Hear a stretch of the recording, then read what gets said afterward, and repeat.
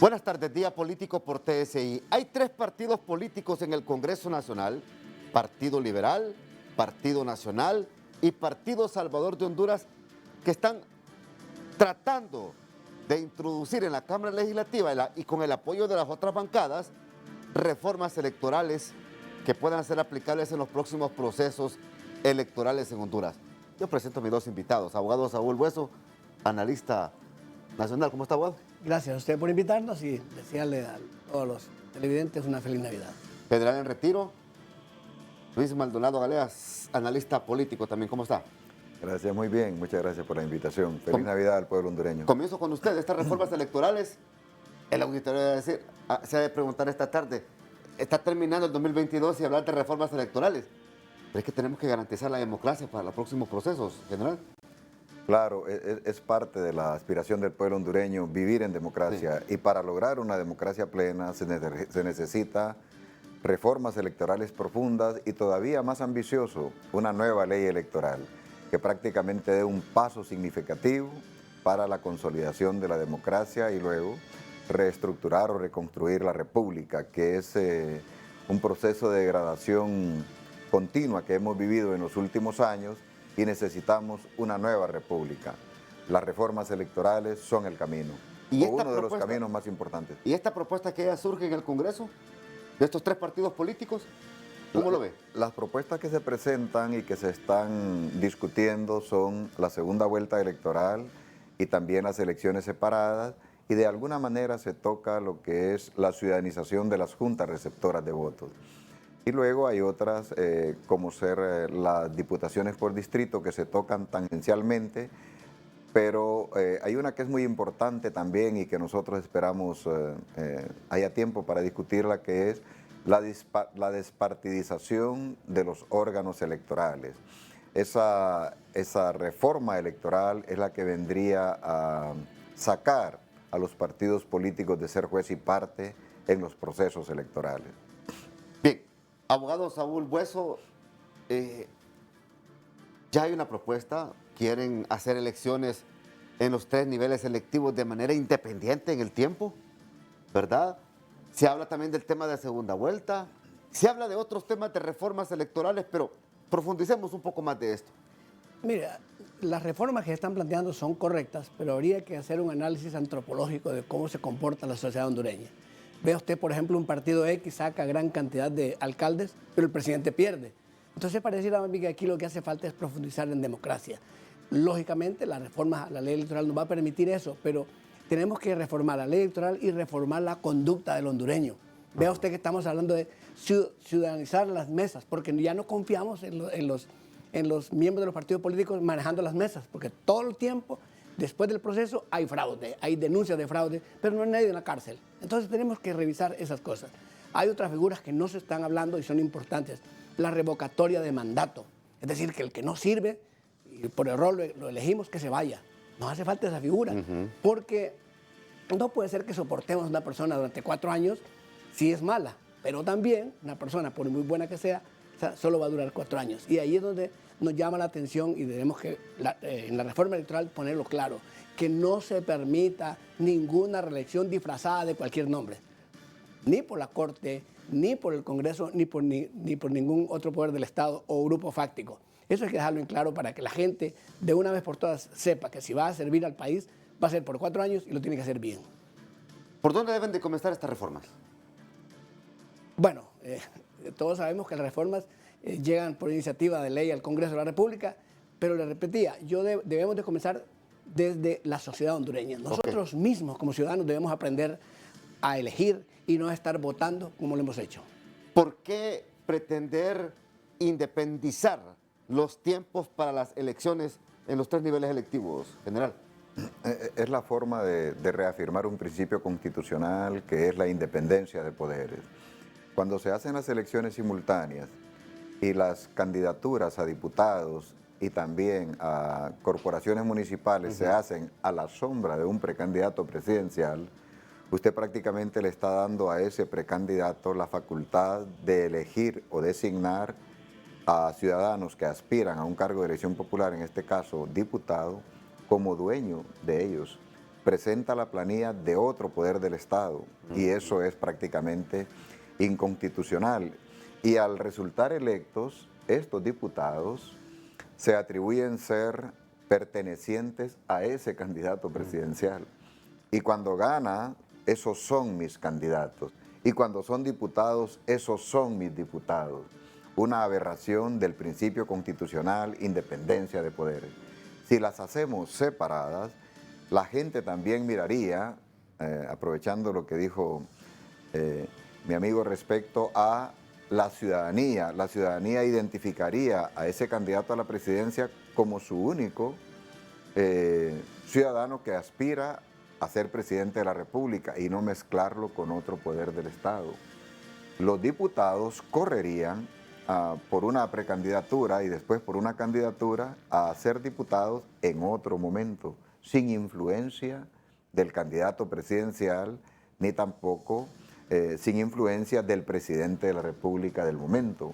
Es una aspiración personal. Y las corporaciones municipales, en su término municipal, designarían los ciudadanos a quien quieren que sea su candidato y no al que designe el precandidato presidencial. Creo que es la clave para avanzar en democracia, las elecciones separadas. Y la manipulación y las denuncias de fraude y la colocación por dedos en algunos cargos como diputados, ¿esto vendría también a terminar o a ponérsele fin, abogado Saúl, bueno, con esta propuesta? Lo que se buscaría es terminar con esas malas prácticas, una subcultura democrática.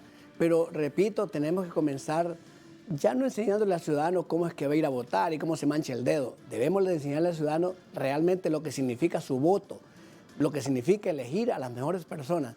Generalmente aquí votamos a ciegas. A veces uno dice, ¿y por quién votó? Por tal partido. ¿Sabes quién es el candidato? No, fíjate que no sabía quién es el diputado. Solo sé quién es el presidente. Hace falta mucho por hacer. Sí. Por supuesto, como señal general, debemos reformar las leyes. Max Weber decía que las sociedades cambian, las leyes deben cambiar. De eso estamos claros. Pero cambiemos a la sociedad. Comencemos a educar. Los partidos políticos tienen una enorme deuda y es educar a sus militantes y simpatizantes en temas de democracia y en temas de elecciones. Perfecto, voy a la primera pausa. El tema de segunda vuelta, aquí se plantea que quien no logre el 50% de los votos, o más del 50% de los votos, se vaya a segunda vuelta. Así se practican en otros países de Latinoamérica.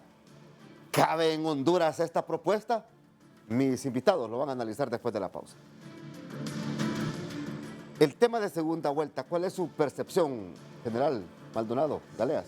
Es casi un imperativo categórico, como se dice. 15 partidos políticos, 4 partidos políticos con una fuerza casi equivalente, diremos 3. El Partido Liberal, el Partido Nacional y el Partido Libertad y Refundación. Y el PSH que puja por tener una representación en la ciudadanía importante. Si esos 4 partidos políticos en el próximo proceso electoral se disputan los votos, estaríamos hablando de una proporcionalidad de 25% para cada uno. Correcto. Y un presidente se debe elegir como una máxima aspiración del 50% más 1 de los votantes de un proceso. Pero hay también otras alternativas. Una alternativa puede ser, como lo estila Argentina, por ejemplo, que es si obtiene el 45% de los votos en una masa de partidos políticos significativa, puede ser válido. Como en el caso de Honduras. Como en el caso de Honduras, puede ser válido. O también obtener el 40% de los votos con una diferencia del segundo de un 10%. También da una legitimidad y una representación aproximada a una realidad política con 15 partidos políticos. El problema de Honduras es que esos partidos políticos que se incorporan no se hacen con el ánimo de contribuir a la democracia, sino que ganar cuotas de poder político para ellos y no cederle el poder político a la ciudadanía. Ahora, por representación. Así como lo planteé en general, técnicamente se ve bonito. Pero el interés de los políticos en Honduras, de la cúpula de los partidos, ¿usted cree que les interesa que exista segunda vuelta en Honduras? Mire, el general es un estudioso del comportamiento electoral y por eso ha estado trabajando. Él tiene varios conceptos de lo que son reformas. Creo que los que participan en cargos de elección popular deberán aprender que el pueblo les va a exigir en un momento dado y los va a hundir si no aceptan las propuestas de ciudadanas. Así que tienen que aprender aunque no les guste. Déjeme decirle algo. El otro día destapé una chapita y decía, siga jugando. No me dijeron deje de jugar. O sea, siga consumiendo. ¿Saben qué? En la ley electoral general, y usted que está trabajando en eso, ya no pongamos que el partido que no obtenga X porcentaje quede fuera. No, porque se va a ir a la corte a pelear y lo van a volver a incorporar. ¿Sabe qué? Cambiemos la ley y digámosle que del monto que costó la elección, él pague un 10% de eso. Le aseguro que no vuelven a participar. Ya se está metiendo al lío usted con los partidos minoritarios. No, pero es la mejor forma, porque si usted lo saca porque no obtienen el porcentaje, se van a la corte y ganan el juicio. Entonces mejor, ¿sabe qué? Ponga ahí, el que participe y no saque tan siquiera el número de votos con que se inscribió, que pague unos 15 millones, que los pague. ¿Dónde los va a sacar? No sé. Le aseguro que no vuelve a participar. Yo dejé de participar, la chapita, no otra más, dije, ya no participo. Aunque ahí me decía, siga participando. Entonces, ¿sabe qué? En la ley electoral siga participando, pero pague un porcentaje si usted no logra el índice necesario. Con esto usted lo que propone también es depurar la arena política del país. Sí, ellos solitos se van a salir.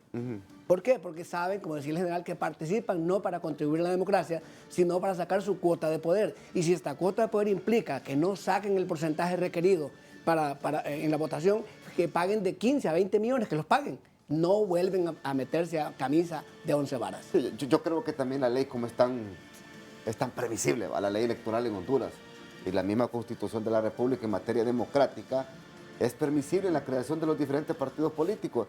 ¿Se imagina usted, amigo televidente, cuántas veces le han pedido a usted su número de identidad para formar X, Y, A, B, C de partido político? Y usted lo ha hecho. Pero yo creo que también hay que ir encaminado a una reforma a eso, general. Por eso usted propone una nueva ley mejor, en vez de estar parchando la actual. Una nueva ley electoral, porque lo que pasó en mayo del 2021, cuando se aprobó la ley, fue absolutamente nada en términos de fortalecimiento de la democracia y de construir república. Y el político tiene que tener esa idea en la mente. Y cuando se propone la creación de un partido político solamente para captar una cuota de poder, se desfigura la democracia porque no hay una propuesta democrática. Y ahí es donde viene también la cultura ciudadana, que comparto con Bueso. En la medida de que nosotros tengamos cultura ciudadana, en esa medida vamos a reclamar ese poder que le corresponde a la ciudadanía, al pueblo. Pero en Honduras es al revés. El poder se lo conferimos a un presidente, a un diputado, y él ejerce esa autoridad sobre nosotros, aún en contra de nuestros propios derechos. Esa inversión del poder, de quien tiene el poder, debe ser la máxima aspiración. Y una nueva ley electoral puede contribuir a que esto sea una realidad en nosotros los hondureños. ¿Retrasó o avanzó la democracia del país con la proliferación de tantos partidos políticos? Mire, voy a ser contundente y le voy a decir que se retrasó. Porque ninguno de los partidos emergentes, como se le llamó en su momento, han contribuido a fortalecer la democracia, sino más bien han contribuido a que se fortalezcan las negociaciones bajo la mesa. ¿Y qué hacemos? Porque es lo que tenemos. Yo siempre he dicho en el programa, esta democracia es la que tenemos, pues tenemos que fortalecerla, Saúl. El general y yo, no sé ustedes, muy joven, recibimos en el colegio una cátedra que se llamaba Moral y Cívica, pongámosle moral ciudadana, cualquier nombre. Nos enseñaban todo el proceso de los tres poderes del Estado, la independencia, nos enseñaban de todo en esa clase.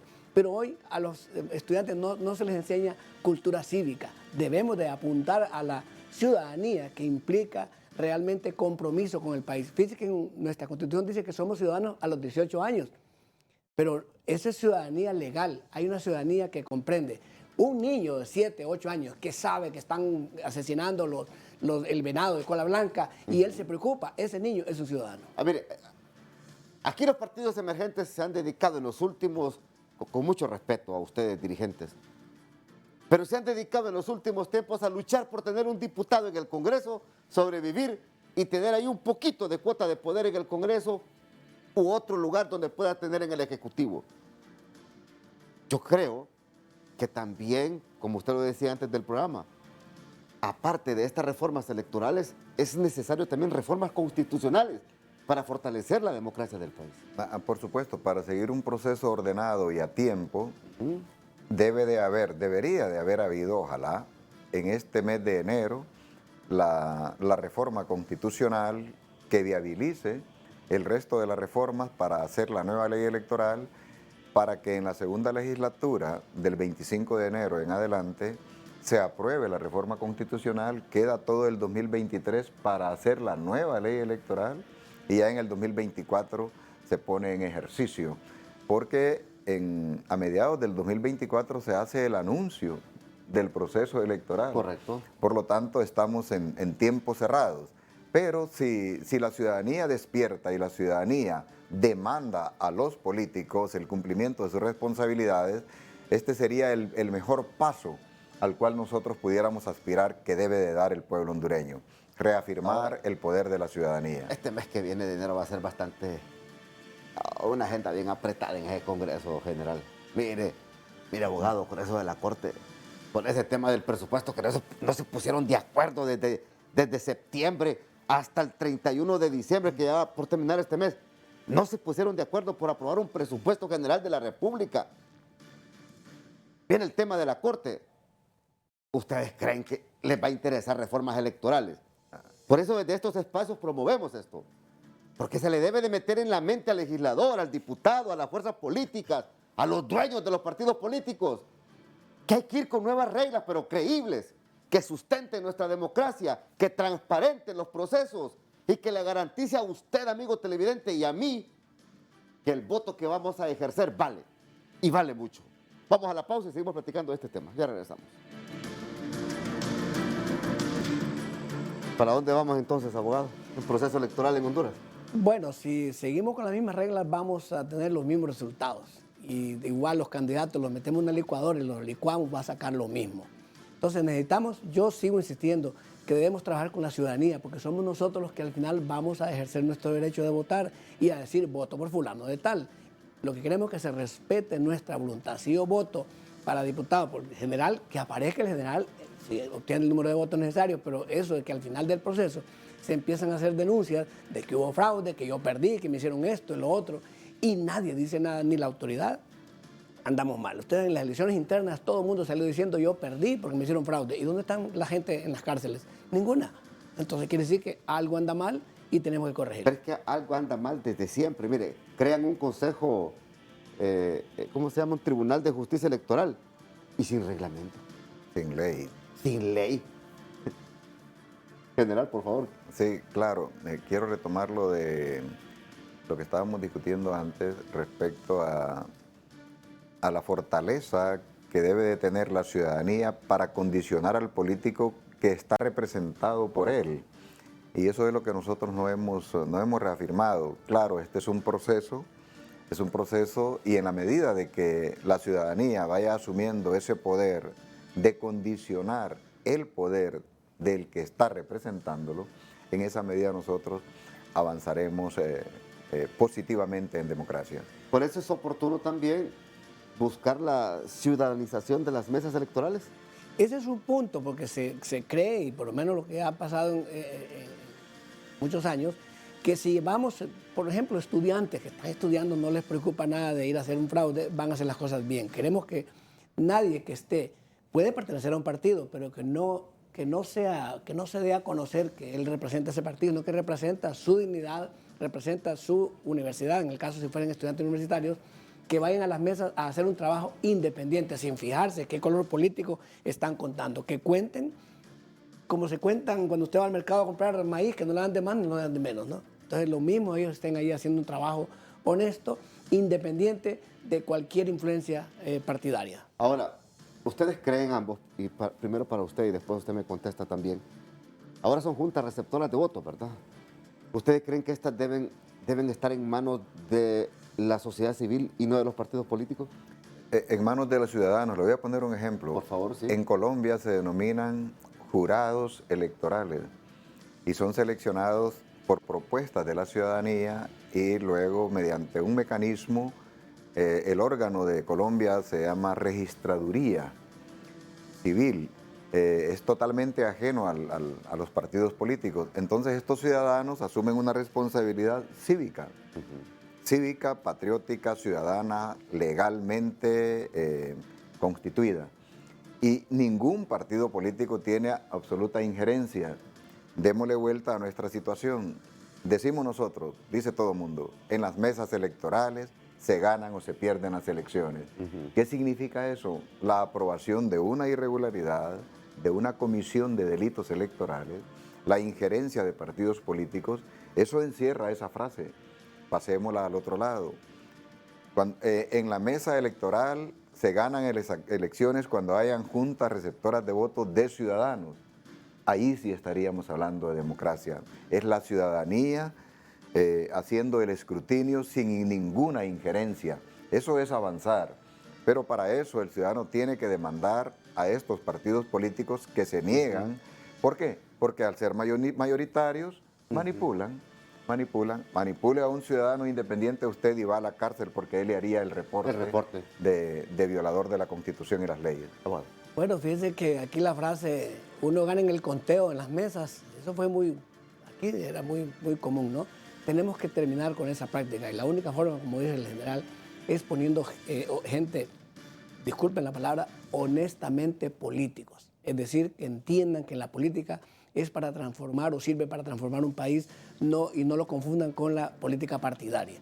Estos jóvenes, y yo digo jóvenes porque son los que podrían hacer bien este trabajo porque hay que madrugar, y estarían trabajando tan independiente que si una persona llega a quererles influenciar, pueden hacer un reporte, pero ojo, que haya un tribunal que esa persona realmente vaya a rendir cuenta, porque si solamente lo informan en los medios que fulano y tal llegó a interferir, pero no le hicieron nada, entonces no hicimos nada. Sí, porque también este otro elemento, ¿verdad? Este otro elemento, la necesidad de que el Congreso Nacional agilice a discutir este tema de reformas electorales. Si no lo pueden hacer ahorita en enero, porque yo creo que va a ser muy difícil, retomémoslo. Todavía hay tiempo. Y ratificarse en el 2024. Todavía hay tiempo. Si no se hace en enero por negligencia política, todavía la ratificación en febrero del 2024 da un espacio de 6 meses para poner en vigencia la ley. Entonces, hay expectativa, hay esperanza, pero debemos de motivarla nosotros. Debemos de hacer que los políticos asuman responsabilidades determinantes. Y cuando hablamos de la Corte y cuando hablamos de el Ministerio Público y todas estas decisiones que se toman en el Congreso, son decisiones enmarcadas en programación. Las reformas electorales son decisiones enmarcadas en transformaciones.